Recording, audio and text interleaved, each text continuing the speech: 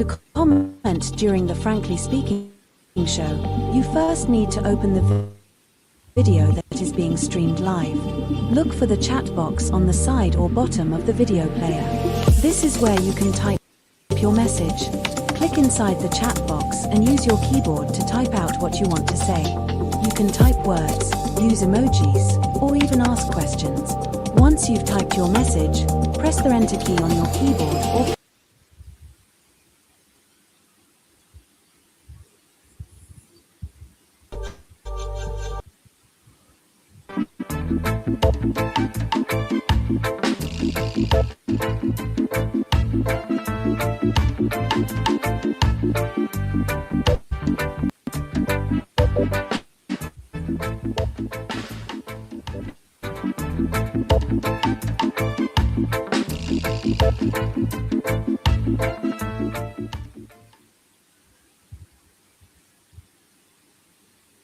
I may be wrong, frankly speaking, or just not reading the signs well. UHWI and RADA in the AG's report are the latest signs that things remain wrong. But frankly speaking, it seems to me a sense of cynicism and of despair is creeping in, or depending on where you sit, flooding Jamaican consciousness as it relates to the financial management of important institutions. That's what we are on about today. Talk to many Jamaicans up and down this country, and you'll get the sense that everybody are thief, corruption are keep, big time. Good day.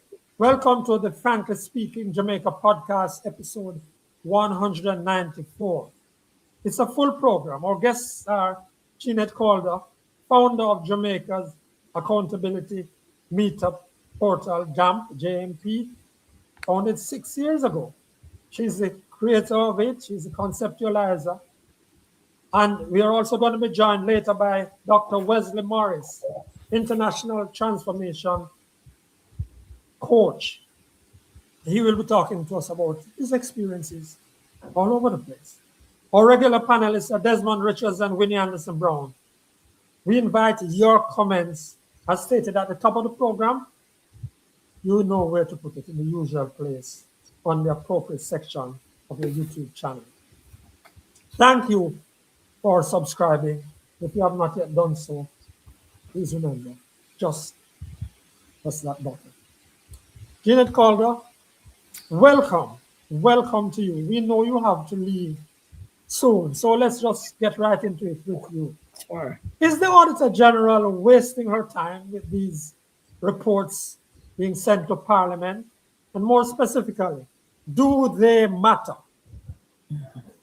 The answer is no. The Auditor General, respect to you, Mr. Richards. Good to be here with you afternoon, and good afternoon to your listeners as well. No, the Auditor General is 100% unhesitatingly not wasting her time. And I say that because folks need to understand what an Auditor General does and also what an Auditor General cannot do. I think that's just the first place to begin. The extent to which it could be a waste of time is entirely dependent, Franklin, on what the Jamaican people do with the reports and what the Parliament does with the reports. So let me just remind everybody that the Parliament sets the budget and determines for the next 12 months how they're going to take care of us. We provide, though it might not feel that way and look that way, what we the people provide 99% finance everything that the government does, yeah?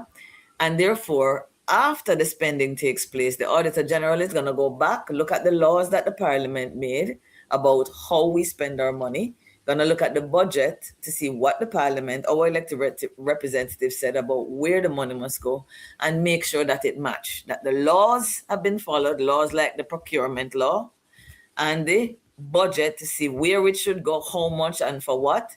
And if there is any deviation from it, she goes back and tells who? The Parliament, which is really the people. It's our representatives she's providing that information for so that we can have it. So the bottom line, if somebody carry a report and give to you, Franklin, and you don't do anything with it, then yes, I agree. It can become a waste of time. But I think it's entirely dependent. The value we're going to get from it, and please remember, listeners, we're spending $1.2 billion on that institution every year. We could be spending that on medication, hospital beds, and school, and all the things that matter to you. So my position is no, it's not a waste of time institution unless we, the people, ignore her reports and unless we allow our representatives. Yes, but you keep making that point. But what can we, the people, do? Lots of things. You're hearing me? Yes. We, the people, believe that something is wrong. We, the people, keep hearing about things being wrong. Yes. And we see nothing that is happening. That's and right. You are saying it depends on we, the people. I'm loving where you start. So I'm just going to make it very clear. Let us look at the private sector. The private sector pays millions of dollars to auditors to come in and to audit them. Are they trying to generate a scandal on themselves? No. The audit is there to tell them how they can do things better and get more value for their money so that they can make a bottom line. But when the reports come in, Franklin, is the private sector going to benefit from what PricewaterhouseCoopers give them, or Deloitte and Touche or Ernst & Young, if they simply sit on the report? No. So what I'm saying is, when we get the Auditor General's report, exactly what you and I are doing here is what we need to do. Unpack it for the people, which we have been doing for years. But I think here's the next thing we haven't told them. When it is unpacked and they understand what has happened, what can they do? Here is one example. There's a very, very powerful piece of legislation called the Access to Information legislation. And for me, it is the second most powerful legislation next to the Constitution when you're talking about citizens having power to do something. For example, you pick up this Auditor General's Act and you read it yourself, report, or you listen to what Franklin, Desmond, and I are going to talk about, and you're upset.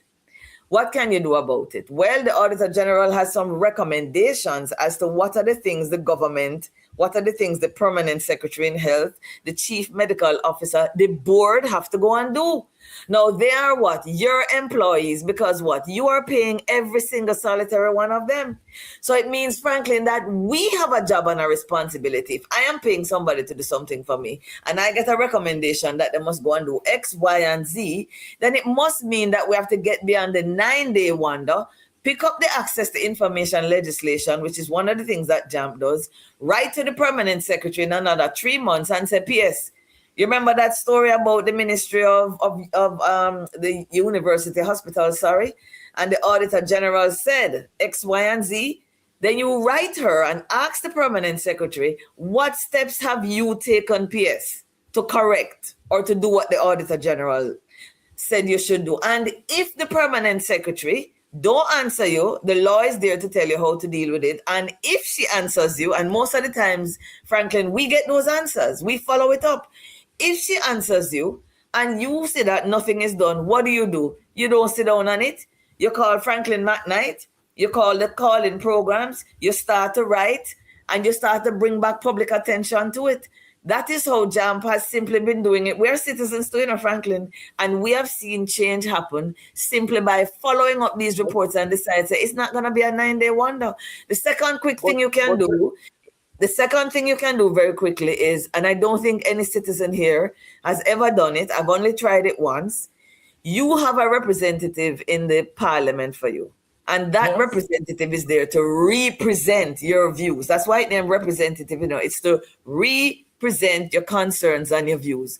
How many of us in this democracy, where you are allowed to participate in the business of your country, have you ever contacted your MP? Tell him how you feel about this report. If you have a question, ask him to ask it at the Public Accounts Committee. Ask him to ask it in the Parliament, because in the Parliament, every MP can direct a question to the Minister of Health. You have the question and you sit down on social media attack day and night. Put it in the House, get an answer, and let your MP put the pressure on that you want to be placed wherever you need it to be placed. Franklin, that's Desmond has some questions for you. But you're a clear believer in procedures. But Desmond, go ahead. Go ahead, Desmond. Good afternoon, Ms. Calder. Afternoon, Des. Let me remind you that you are not an ordinary citizen. No. The vast majority. Let me just make another point. I have been following the Auditor General report from Mr. Strawn. Yes, was the Adrian Auditor General. Strawn. Right. Yes. Yes. And every year, the Auditor General would go in to these public institutions. Right.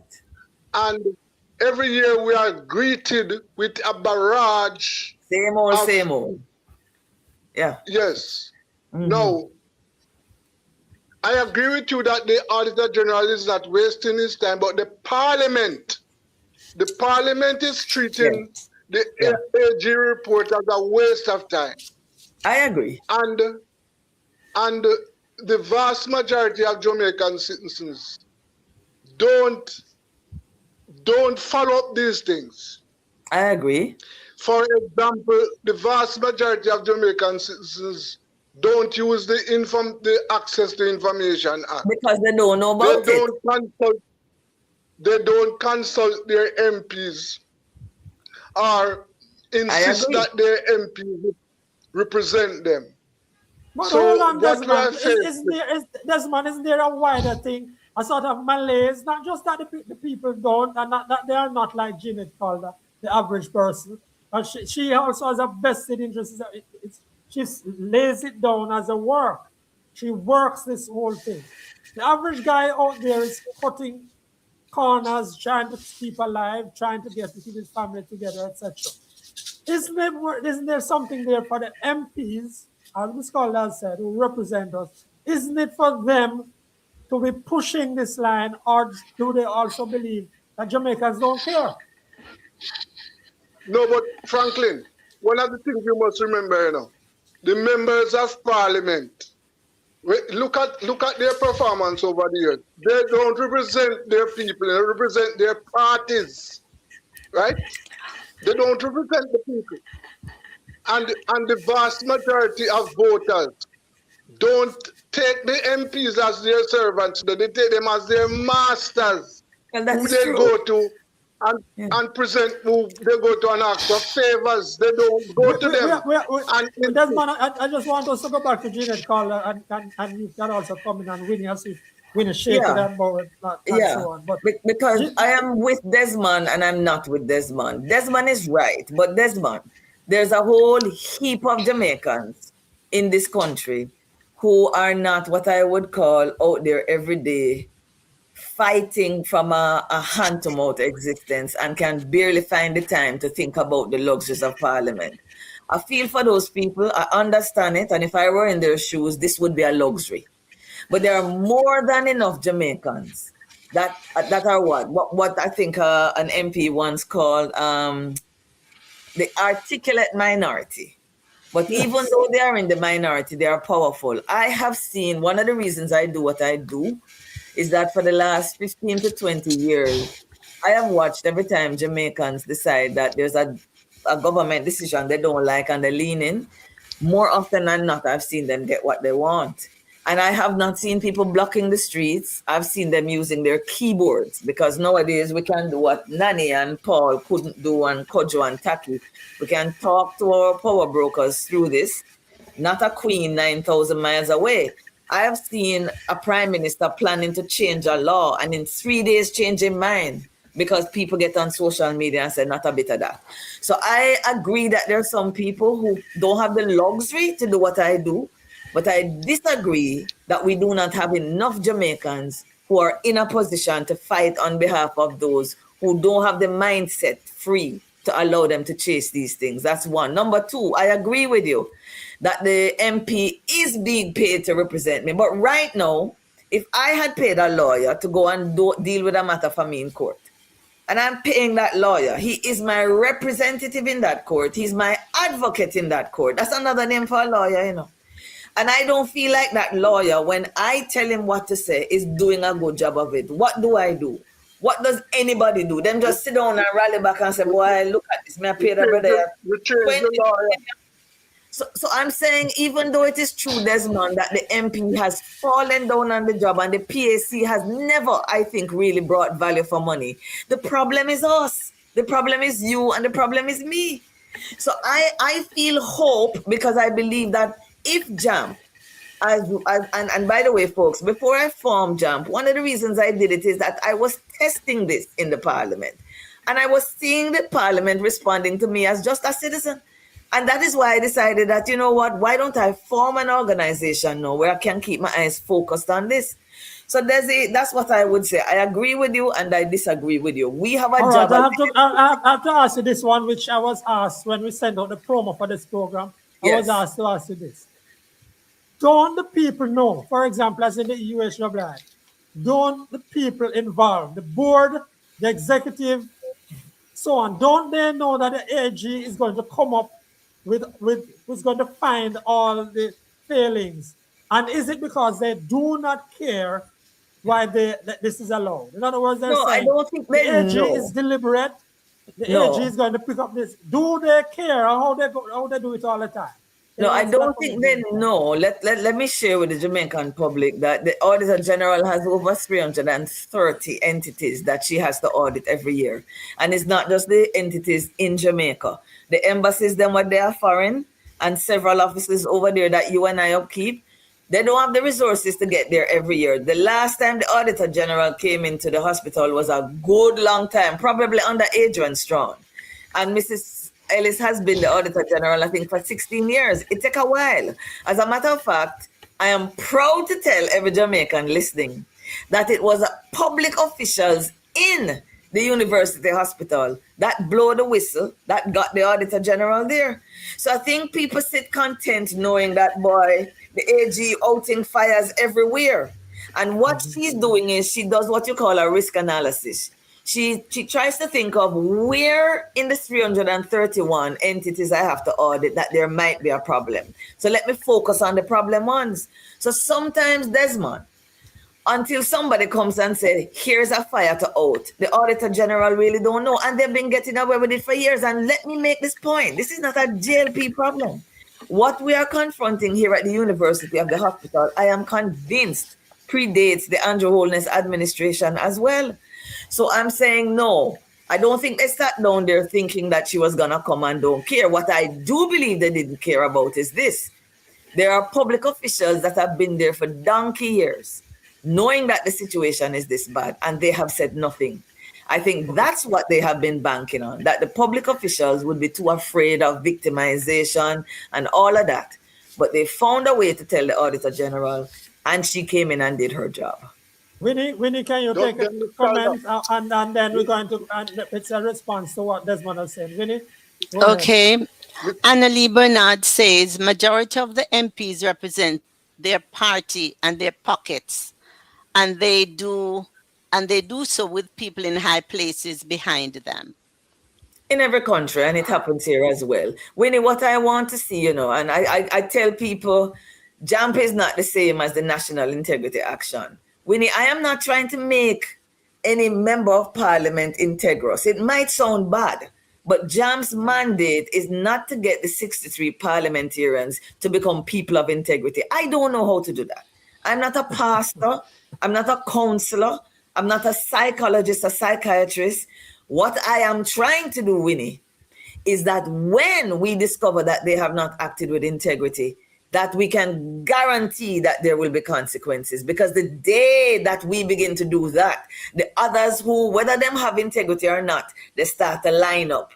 People do good whether or not they're inclined to, not because they want to do good, but because they know that there are consequences. Winnie, it might sound bad, but that is what JAMP is interested in, improving accountability. You believe in process. Yeah. It's called. You believe in process. Systems and process. That's it. Yes, you believe. You strongly believe in process because every time. Yeah.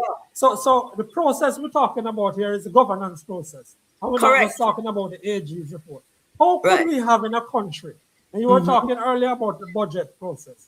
How could we have in a country and some expenditure on a critical facility, the Cornwall Regional Hospital facility, and it moved from an estimate of $2 billion to 20 plus and continuing and running.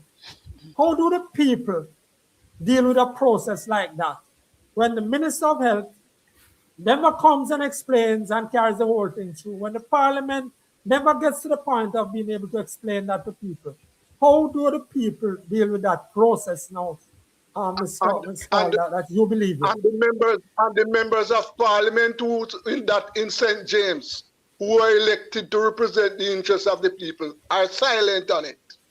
Good. Ms. Calder, please, go ahead. Well, I would start off by saying I'm living what I believe is going to make the difference. I think the vote is important. I will never discourage anybody from voting. I didn't vote the last time because Mr. Holness, I'm going to talk the truth, did not keep his promise. He has promised us fixed election dates from 2015. And I sat down waiting for months to make my plans with my family. And eventually, when I couldn't wait no more, I make the plans, boops, right in the middle of the vacation, which we couldn't cancel. There was an election. But voting is important. But folks, it's either 18 or 19 times we have already been to the polls since elections. And it's not changing the quality of life for too many Jamaicans. So for me, it's the very voice. Important point. Very important point. Yeah. Lady who believes in process so much. That's a very important point. But I'm a realist. It hasn't been making a difference. So you have to look to a different process. You don't abandon voting, because I will not.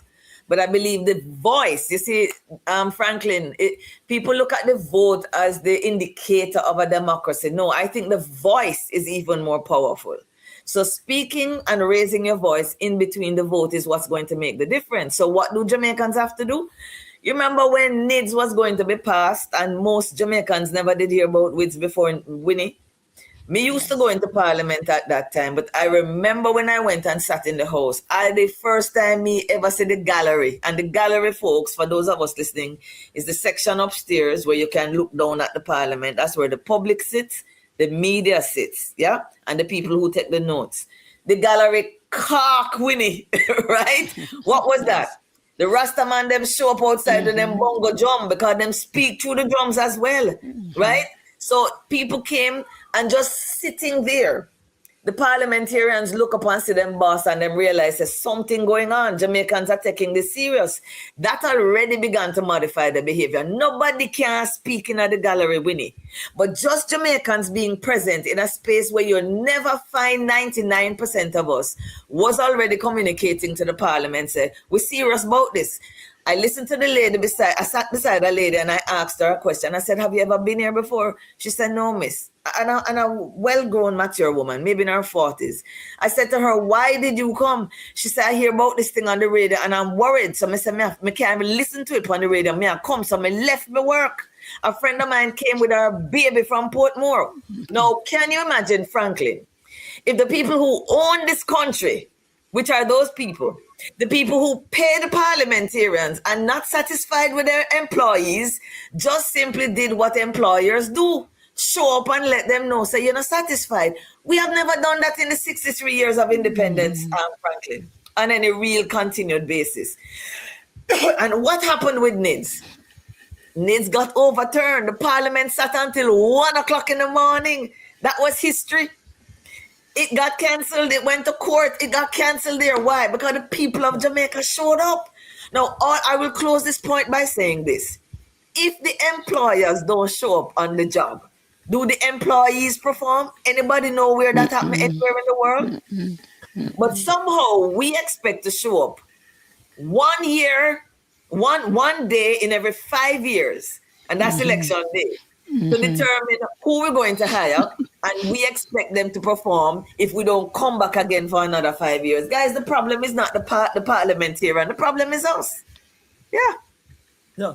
Winnie, I don't know if you're ready. You wanted to get a point in, Winnie. I hear you muttering there. Yes. You wanted to get a point in. Go ahead. Okay, although I wasn't muttering, I just okay. What I have to say is this, and I have said it over and over again. It's a system. We got rid of the colonial masters and replaced them with masters of our own. And that is true. The system intact. Yes. There's no way for someone in my community, for example, to get his voice heard in parliament, because the person who goes to parliament doesn't care what he thinks. You vote for him to think for you and to plan for you and not Right. even to account to you or tell you about the plans. So Right. unless and until we Yeah. create a system I where agree. the voices of those of us who are Yeah. not in parliament, there's a channel, a clear channel to Yes. bring the message. It is not going to happen. You have to have the top down and the bottom and the top. Right. The But top but Winnie, down, the bottom up. my question is, Winnie, do I agree with you? And things are just the way they are. Jamaica is still on a journey. And you're 100% right. But talk it truth, Winnie. When Headquarters House, which is right beside Garden House, when that was the parliament, people who look like the four of us never had a voice. But look at us now. The four of us do. So the question is, how do we keep pressing in on the journey to make sure now that that person who you just described 10, 15, 20 years from today will have a voice? My point is, there are enough Jamaicans, Winnie, like you and me, Franklin and Desmond, that if we now lean in, they will get a chance, but we're not leaning. So Winnie, I don't want to I have to recognize where I am in the history of Jamaica, and I cannot snap my fingers and get the young man in the inner city into the parliament, though there is a way, and I can tell you about it. But I am saying, to the extent that those of us now who become so-called educated, because I'm not so sure about how that education go, but those of us who say we have the access, why don't we lean in the meantime? Because it's not true to say, Winnie, that nobody can. I just tell you what happened with NIDS. I saw when our Prime Minister decided he was going to change the Access to Information Act, which is what empowers me, to do the work I do. Yes. I saw Jamaicans ball out for 3 days on social media, and what did my Prime Minister do? Dial it back. So I am saying there are several examples like that, Winnie. So for those of us who can ball out, let us ball out. And there are many of us who can. I totally agree with that. Yeah. Some of us use our pen. Right. Some of us, yes, some of us will constantly write, and some of us will speak. Right. But we need to understand that although we're not talking about that now, there is a reason there is vote buying. The people feel this is my turn to get my share because they didn't give me any. So the apathy is there around that as well. Yeah. I agree. Yeah, so Winnie, so Jeanette, before you go, because I know you're going shortly, but what in a context like Winnie just spoke about, in a context where people believe corruption are key, and government now go on nothing, the governance process not working. How do we deal with that? Because in the end, it's the people that matter. It's the people that matter. You keep saying that in your process. I have to be honest with you, Franklin. This is my heartfelt and my headfelt answer. We have to teach the people. Now, hear me well, folks. I have 2 master's degree, lived in Rotterdam, taught, traveled the world. When I came back on the invitation of the government in 2012, me never know nothing about the budget. With all of that education that I had, I was as uneducated in the matters of government as anybody who we would call uneducated. So I have learned a lot of things that have empowered me, made me feel empowered by virtue of what I've learned, and has empowered me, because knowledge is really power, So what I want to do, Desmond, Winnie, and Franklin now, and all of us who can should, is JAMP's dream, and what we've been doing is we go into communities now and we are beginning to teach them what we have learned. We begin to teach them how the budget is formed. JAMP has simplified the budget and created a little tool that anybody in the inner city want to know how much pig the government buy this year can just put in pig.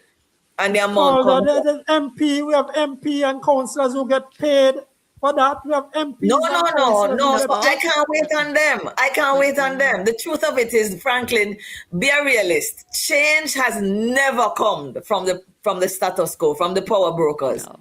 Change has always come from the citizen. We can lead, and they can, and oftentimes will follow. So my thing is, let's teach the children and the people of Jamaica 3 things. And once them know them 3 things, Franklin, me not have to tell them what to do. Them will know what to do. And here are the 3 things.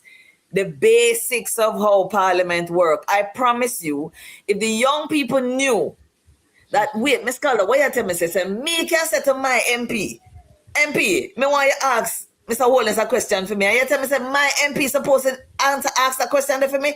People don't know that, Winnie. Talk the truth. Yeah, and I'm guaranteeing you, there are several young people in the inner city, middle class, upper class. If you tell them that, them have access. There are some MPs who will always ignore them. But it is true, Desmond, to say, and Desmond, you've been doing this longer than me. There are some MPs in the House that if those citizens went to them and said this, they would say, wait, I never know say I know that. All right, let me go in and ask for you.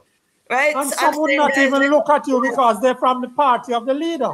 Franklin, But no. You go ahead, give us your three. That's one other There are people on both sides who work hard in that House, and there are some who are complete slackers. Jamaicans know who those people are. So what I'm saying is, go to them. Ms. Calder has taught you at least two things today. One, that you can contact your MP, and for those who don't know how to find them, JAMP has an MP tracker. You come to our website, you put in your MP name, you get him number, you get him email, you get him address. Winnie, there is no website in Jamaica in 2026 where citizens can go and say, how can I find my MP? Isn't that a disgrace? So citizens have provided that information. So I'm giving you two things now, Franklin. Get in touch with your MP through JAMP's website. Don't tell me you don't know how. Tell him, say, Ms. Calder say in the standing orders, you can ask a question for me. And within 21 days, the standing orders say you're supposed to get an answer. The second thing I've taught them today is there's a piece of legislation, access to information legislation, that says in an Auditor General, MOCA, FID, Integrity Commission report, when they say X must happen, come back like an employer, come back like an owner of the country, behave like an owner, write under the access to information legislation and ask the people in charge of that agency, what have you done? Winnie, 6 years may I do that now and I get answers, right? So all I'm saying as my message today is, folks, let's stop looking at the politician. If I'm me paying them salary, I am the boss. If I'm me own the public assets, I am the boss. It's time for us to begin to act like the boss. And my thing is, Franklin, Jamaicans are not doing that. Allow me to tell you. And just before you go now, just tell us. That's the truth. The UHWI, University Hospital of the West Indies now. What's the number of the issue there at the AGL for? Oh my, there are a number of issues here, but what I will say in the time that I have left is this, folks. Ms. Calder has worked for the government. I ran the Ministry of Housing. I'm an architect by profession, so I ran the joint venture housing program for a number of years, and I was in charge of their technical services unit. I also was responsible for a lot of procurement issues, and I have never, some of the things that I have seen here, and I can't go through all of them in the time that we have left. But the two that I found most disturbing and I've never seen before is the idea that government don't pay tax. So if government buy this chair for $100, that's what they pay $100. If I buy it, it's $115 because the tax goes up. So what the Auditor General told us, for example, is that the UHWI bought chairs, cups, equipment, all manner of things, 0 rated. So it come in cheaper, and then sold it to private sector companies at that cheap rate. And then here's the part that is unbelievable. That is also wrong. But what made it unbelievable is they went back and bought it back from the private sector company for far more than they sold it to them. So that is one way of getting I just found that absolutely amazing and shameful. Just like you were saying. Absolutely amazing and shameful. Organization has an ability to purchase things duty-free and buys those things, sell it to some company or the other at that cheap rate, and then turns around and goes back and buy. So what must happen to those people? You mean I must go to my MP to look about getting those people out of the UHWI board, the board that did that, or the people who are still there, Ms. Calder? Well, we agree that there's such a thing called system and process. And so we really need to let the systems and processes work. It has started.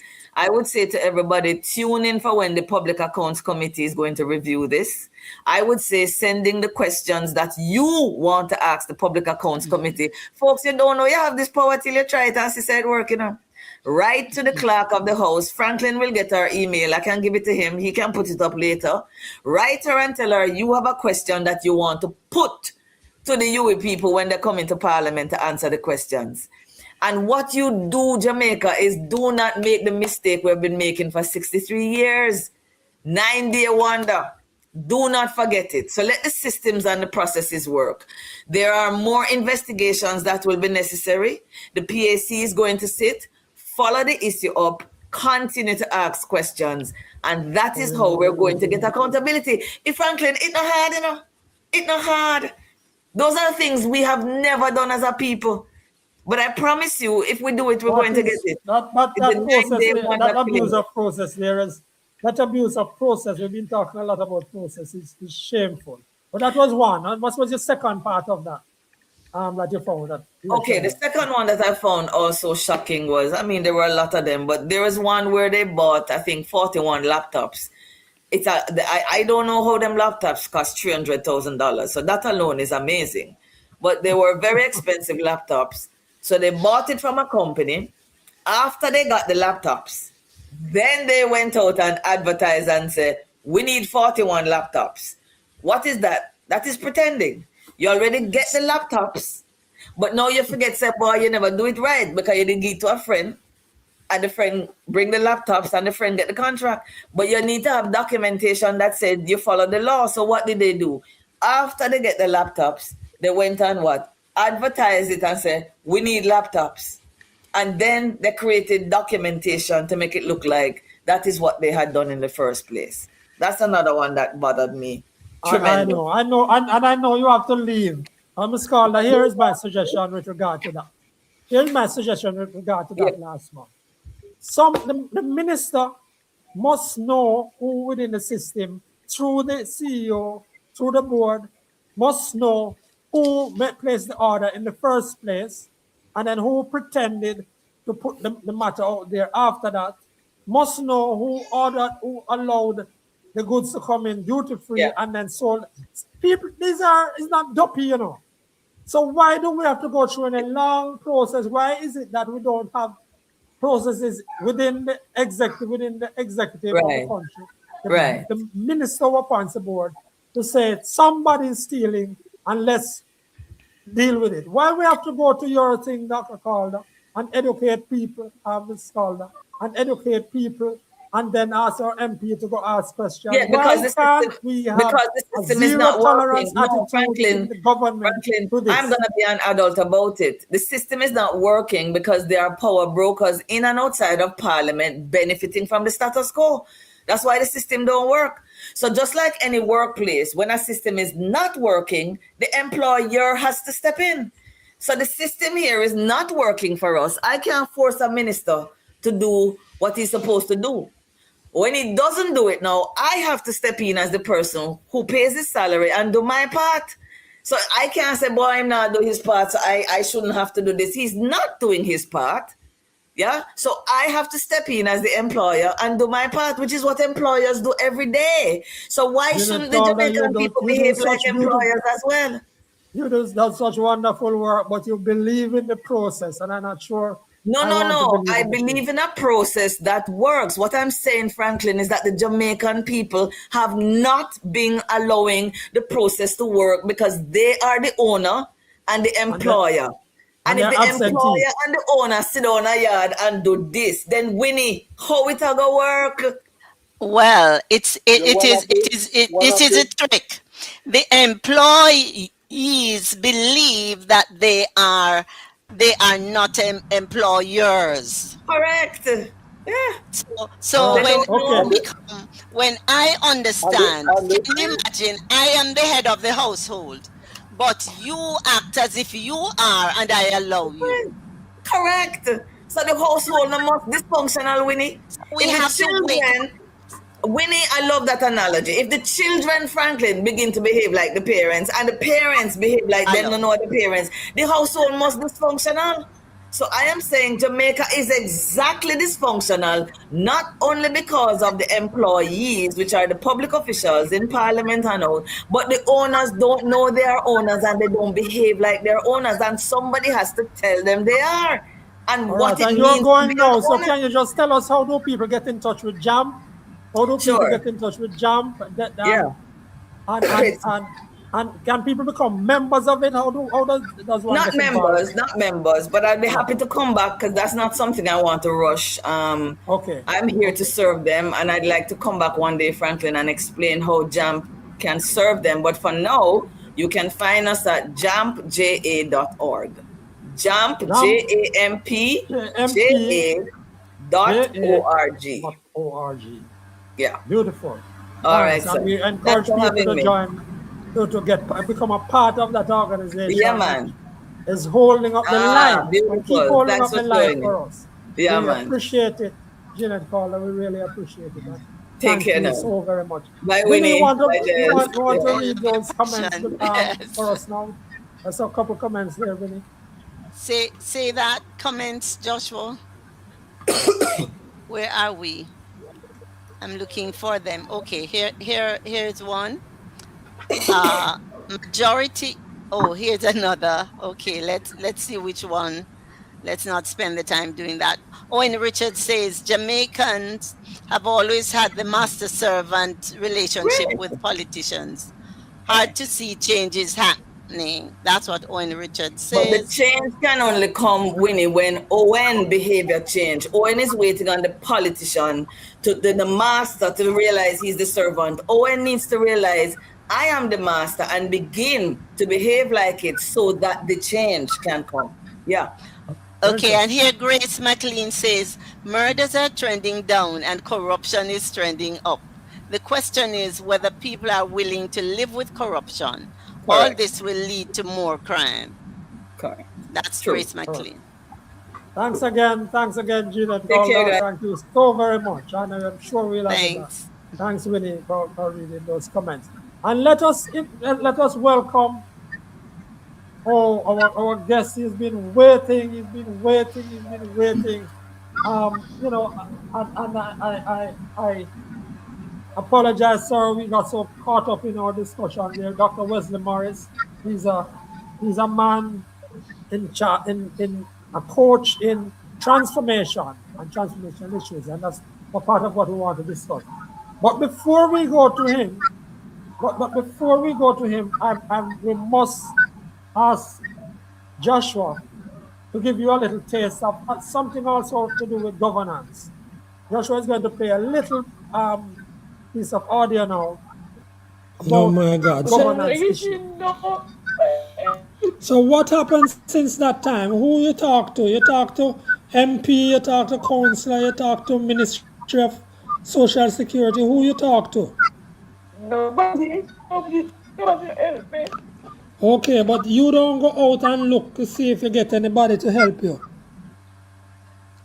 No, because you know, I put 1 foot alone. 1 foot, yes, 1 foot. Yeah. I'm still with my daughter, but she have only 1 room.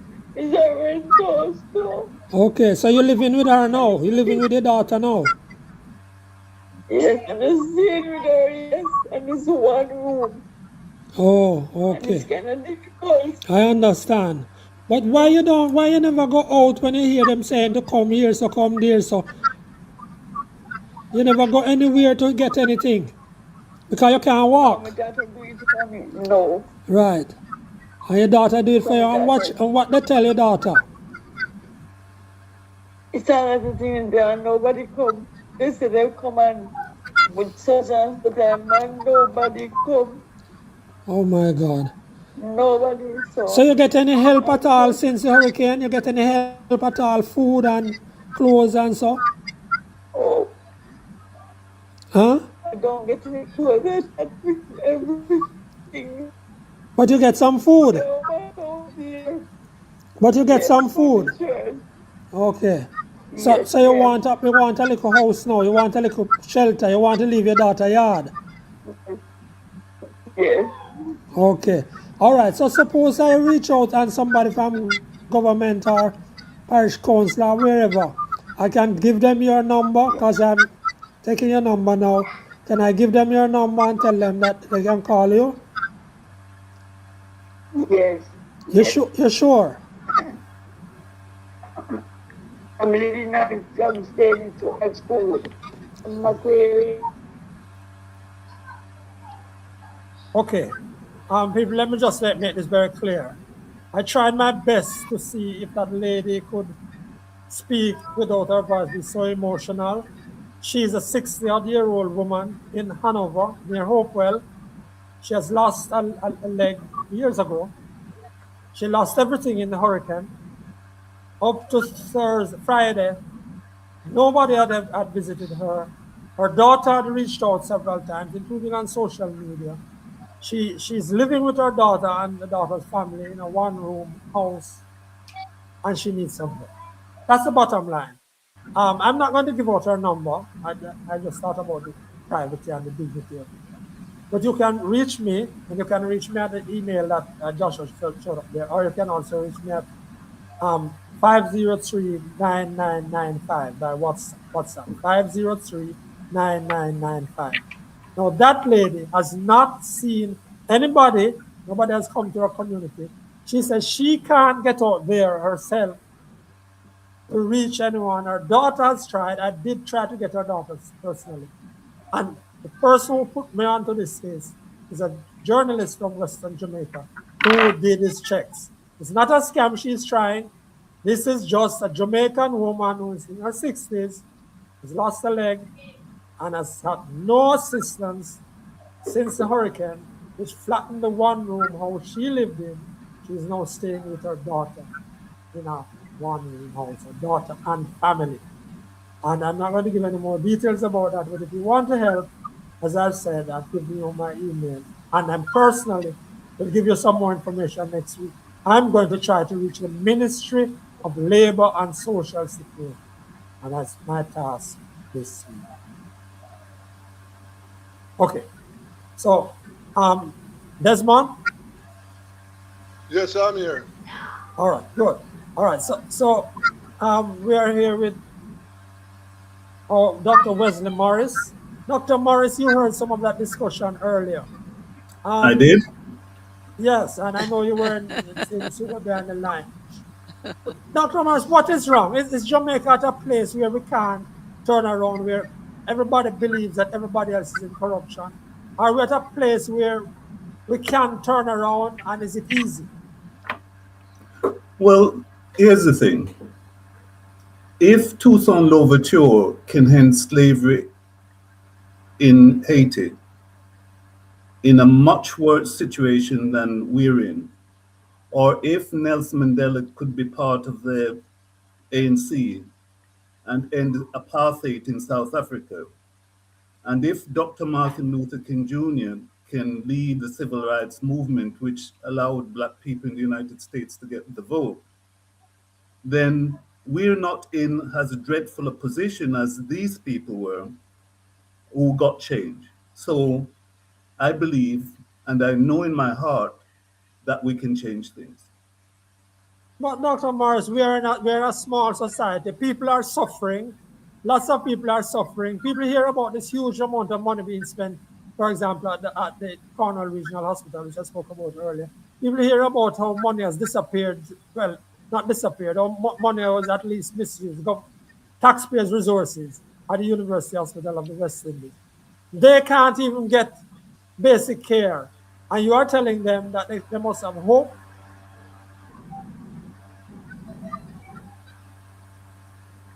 Dr. Morris, are you hearing me? I didn't hear all of that, but I got the gist of what you were saying. Okay? Many years ago, I think St. Lucia produced the Nobel laureate in poetry. And the professor at the time said to me, how does a little country like that produce a Nobel laureate? And I understand that Professor Lewis as well wrote something about how to change the fortunes of small island states like Jamaica and other states. Look, we're all made in God's image and likeness, right? Shouldn't forget that. Therefore, even a small island state can get its act together. Singapore got its act together under Lee Kuan Yew. With the right leader and the right attitude, then we can do the right thing as well. So where do we start? What's your suggestion as to where we start, Dr. Morris? Because My, you have looked at this issue in different parts of the world, but where would you suggest that Jamaica should start now? one of the things that was really missing in the last election took place in September was each party lacked a vision of what they wanted to create in Jamaica. If you don't have a vision of what you want to create, you're not going to be able to get there. Even though we have something called Vision 2030, nobody was actually speaking to that. Nobody was saying, this is the Jamaica that we want to create to satisfy the needs of the Jamaican people. Unless we actually start with saying, what do we want for us as a nation, we're not going to have any way of getting there. So we need to start with a vision. And Sorry. I want to come back with the vision, but I see a comment there which I beg and Winnie to put up for us. Winnie, Okay. because I think that comment is okay. Ray Moses 1 says, nothing changes until corruption carries handcuffs, prison time, and asset seizures. Without jail, it's just theft with a pension. Okay, I'd Dr. like Morris, to. please respond to that for us. Of course. You know, one of the things about Jamaica is that we've got a lot of laws. There are lots of things on the statute books. There are laws about how people behave on the road. There are laws about whether you steal things or not. But often those laws are not implemented. And there's a kind of disregard where it concerns the property of the public, not private enterprise. So how we change that? Sorry? How do we change that, Mr. Consultant? How do we change that? Ray Moses said it. Unless there's some consequences, and Jeanette Calder talked about consequences as well, unless there's some consequences for these theft, stealing, right, then nothing's going to happen. There has to be consequences.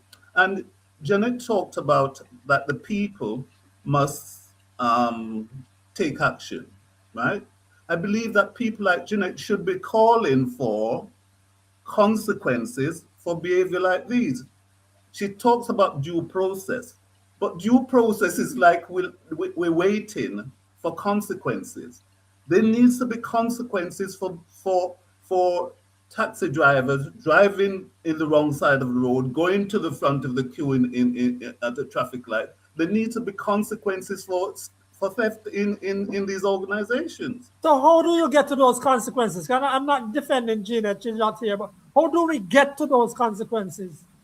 Okay, so the Dr. thing Morris. is, sometimes we need clear thinkers. I think a program like this could actually help by being clear about the need for consequences. I think we can all agree that consequences are needed if bad behavior like stealing from the public purse is going to stop. Here's another thing. Jeanette talked about that the Auditor General has lots of work to do and only her to do it. Now that seems to me to be something built into that then, is that people can do. No, wait a minute. I'm not criticizing her. All I'm saying is that the Auditor General has a lot of work to do. It seems to me that office should have more people doing the work, right? Yeah. Not just waiting for 20 years or however many years so that some sort of bad behavior come to light, right? Most organizations, like say Jamaica Money Market Brokers or Sagicor or whoever, they do auditing the account every year. That's the point she made. She made that point and they use it for their benefit. She made that point. Yes, but the thing is, in I think that I'm going to be a little bit controversial here. The idea that we are the employees, we should be the employees of the people who are doing the work in public, but we're not. It's not structured so that we can be.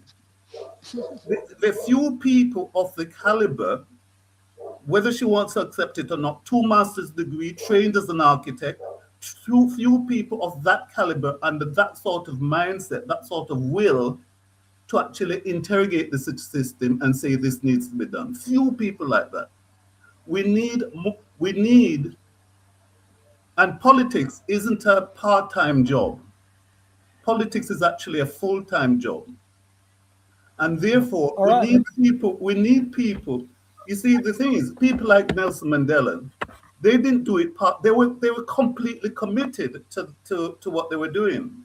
Right? Dr. Morris, Dr. Morris, let's take this comment. Let's take this comment. Take some of those comments, Winnie. Ray Moses once says, an uncertified CEO can't enforce standards, accountability collapses at the top, and corruption flows downward.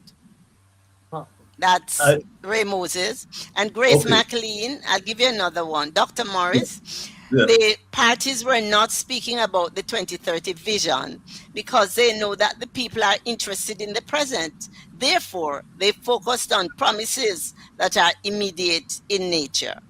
So those are 2 comments for you. So this one is to Grace McLean. They were therefore in dereliction of their duty if they cannot connect what's present to what's going to happen in the future. They're in dereliction. They're not good politicians then. Dr. Morris, we're coming to the close now, and we are missing a segment which we really had planned for. I have to apologize to Winnie and to Joshua. We had a segment on AI, which we're moving over to next week because of all that we had to do. But Dr. Morris, let me ask you this. Is it important that leadership, by which we mean now the opposition leader, the prime minister, the governor general, this political leadership, the PSOJ, is it important that those offices and officers speak about corruption and say, we're not going to have it?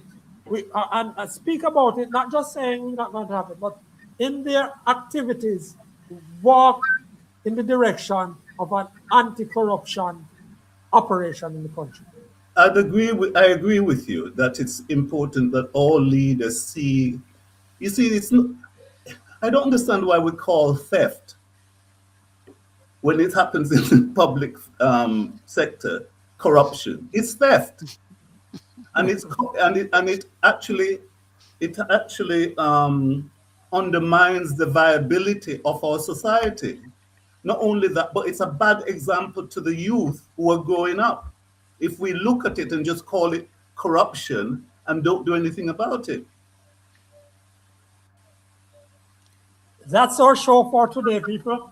We want to say thanks to Dr. Wesley Morris, who just joined us so late because of our own negligence. And we didn't steal anything, Dr. Morris, but we were negligent. Jeanette Calder, who was here with us for the start of the show. She's the founder of JAMP, the leading person who conceptualized JAMP. And Desmond Richards and Winnie Anderson Brown, who are our regular contributors. And Joshua Black of Joshua Black Media Services, who was our producer and handled our graphics this week. And to all of you, thank you for joining us. And I promise you that I'm going to reach out to the Ministry of Labor and Social Security about that 62-year-old woman who lost everything in the hurricane. And nearly 3 months later, the Tuesday, has not seen anyone come to her house near to Hopewell, not way in the bushes, near to Hopewell. Thanks to all of you. We ask you to press that subscribe button and to share our podcast. I'm Frankly McKnight. Until then.